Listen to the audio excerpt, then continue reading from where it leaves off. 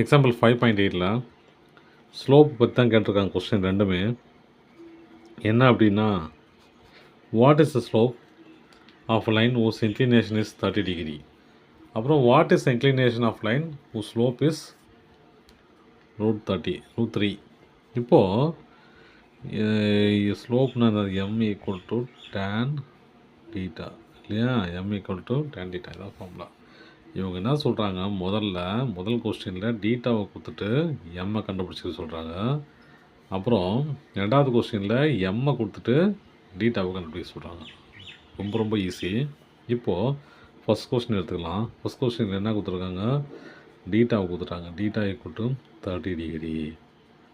அப்போது tan 30 டிகிரிங்கிறது அந்த இந்த ஃபார்முலா இது இருக்குங்களா, டேப்லெட் காலம், இந்த டெக்னாமெட்ரி டேபிள்ஸு, அதில் பார்த்தா தெரியும். tan 30 டிகிரிங்கிறது என்னது, 1/√3.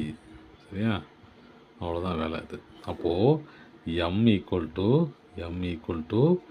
1/√3. எம் கண்டுபிடிச்சாச்சு.